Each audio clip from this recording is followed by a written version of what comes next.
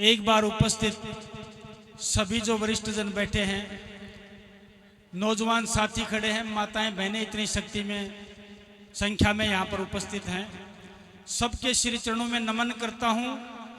और इस भूमिया के आज स्वामणी समारोह में, इस समागम में आप सभी बुजुर्गों का, नौजवान साथियों का और माताओं बहनों का बहुत बहुत अभिवादन करता हूँ, बहुत बहुत अभिनंदन करता हूँ। और जो ये मासी लोग यहाँ पर गा रहे थे, मैं बड़े गौर से सुन रहा था। इन्होंने बड़ी अच्छी प्रस्तुति यहाँ पर दी है।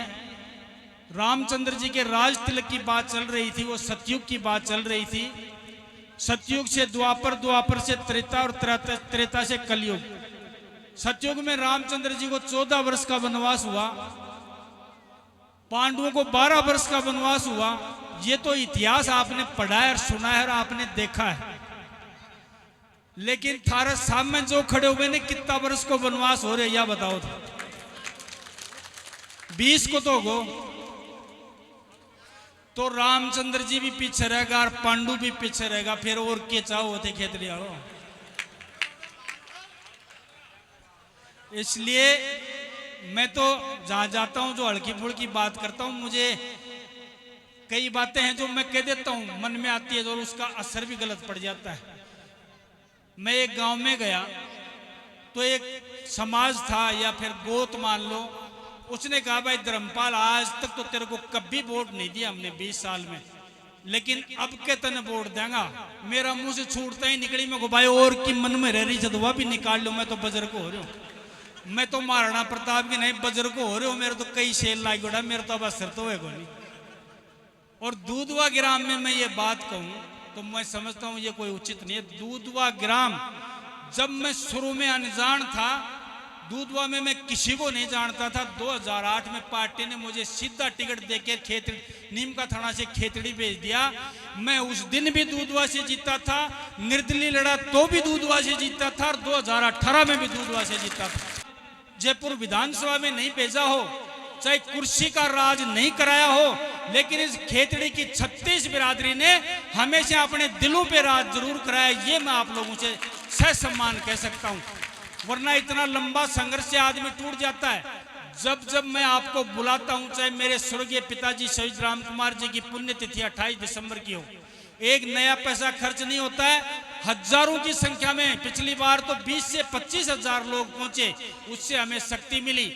अभी महीना भर ही नहीं हुआ, 1 जुलाई को जब मेरा जन्मदिन था, एक छोटे से व्यक्ति का जो कभी पंच भी नहीं बना, उसके जन्मदिन पर मेहाड़ा से और ढाणी चबूतरा वाली तक जाम लग जाना, यह भी मेरे लिए एक उपलब्धि है।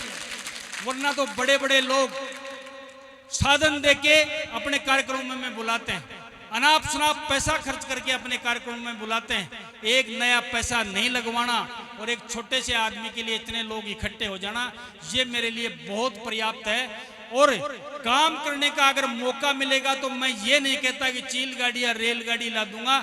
मैं इतना कह सकता हूं कि खेतड़ी के मान और सम्मान की जहां बात आएगी, वहां पर अगर मेरे शरीर के रक्त की एक बूंद भी काम आई तो मैं पीछे नहीं हटूंगा। इतना आप लोगों को विश्वास दिला सकता हूं।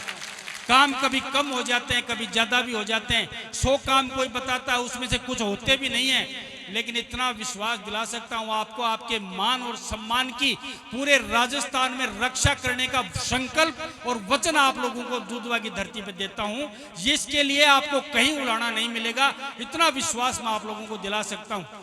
आप लोगों ने मान सम्मान किया है, आगे भी 2 प्रोग्राम और हैं। एक रिटायरमेंट है, उसका गुगा जी की बनी में कैंपर लिए खड़े हैं, इसलिए मैं थोड़ा जल्दी कर रहा था, वरना आप लोगों के बीच में आके इतना अच्छा लगता है, बहुत अच्छा लगता है। और आप इतनी संख्या में माताएं बहनें बैठी हैं। दूधवा ग्राम का प्रेम और आसपास के ग्राम का प्रेम मेरे लिए सदा बना रहता है। और एक बात और कहता हूं, इन माशियों की बातों में तो बिल्कुल मत आना, आप ये नाराज मत हो जाना भाइयों।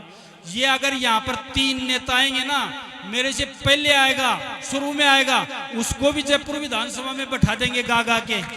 और फिर दोबारा आएगा तो उसको भगा देंगे, फिर उसको भी विधानसभा जयपुर में बैठा देंगे, और अगर दुर्भाग्य से तीसरी बार में आया तो मेरे को भी विधानसभा में बैठा देंगे।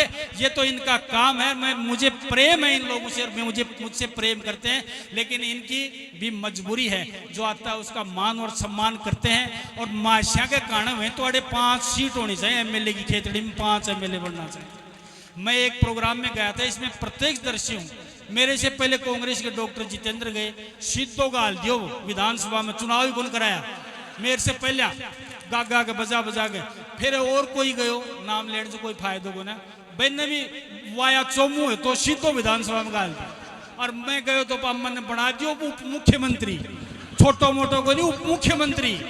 मम्मा कहा भाई धन्य है, ठीक है, थाने भगवान सरस्वती को वरदान दियो है, लेकिन महाराज ऐसा गरीब आदमी पर तो रहम करो। एक या पंची को चुनाव लड़ रहा है, या तो पार को नहीं पड़ी, उप मुख्यमंत्री ने तो पूछ लो थे। और पिछली बार तो आपका कोई दोष नहीं है मासी जी, आप हमारे आदरणीय हो। मैं आपके प्रोग्रामों में बैठता हूँ, खूब सुनता हूँ, मनन से सुनता हूँ। इसलिए पिछली बार मासी जी दोनों बैठे हो, हमारे क्षेत्र से नहीं हो। पिछली बार खेतड़ी में किसी का दोष नहीं है, किसी 36 कौम का किसी का दोष नहीं है। सिर्फ खेतड़ी में एक नारा चला कि एमएलए तो रोज बनाते हैं, इस बार मुख्यमंत्री बनाएंगे। बोला सचिन तो बनेगो मुख्यमंत्री, डॉक्टर बनेगो मंत्री, तो भाई वो बेचारो बनेगो मुख्यमंत्री, यो बनेगो मंत्री। महाराज शान रगड़ के एक या 4 पे टेक दिया, उनको बिगड़ के गए। इसलिए ये जो चुनाव के दौरान जो चलती है ना, उन पे किसी मेहनती आदमी का और 5 साल मेहनत करने वाले का दुर्भाग्य रगड़ दिया जाता है और उसको सीट से वंचित रख दिया जाता है। 5 साल मेहनत करते हैं, चुनाव के दौरान एक शिगुफा चलता है कि फलानो मंत्री, फलानो मुख्यमंत्री। 5 साल की मेहनत बेकार सारी गई। जो बैठना, किसी के सुख में, किसी के गमी में जाना आना सब भूल जाते हैं और पूरी राजस्थान की सीट की नजर रखते हैं। इसलिए पिछली बार किसी का दोष नहीं है, वो दुर्भाग्य था, कुछ चंद वोटों से हम लोग रह गए। इस बार पूरी शक्ति के साथ मुझे उम्मीद है कि 36 कौम पूरी शक्ति के साथ और बाबा भूमिया के आशीर्वाद के साथ और यहाँ के ठाडेश्वर महाराज के आशीर्वाद के साथ और सभी देव देवताओं के आशीर्वाद के साथ हम पूरी शक्ति के साथ आने वाले 4 महीने बाद मैदान में उतरेंगे और आपके चेहरे पे गुलाल लगे और आपके सिर पे सेहरा बंधे, ऐसा मैं भगवान से प्रार्थना करते हुए अपनी बात समाप्त करता हूँ। सबको राम राम, बहुत बहुत धन्यवाद।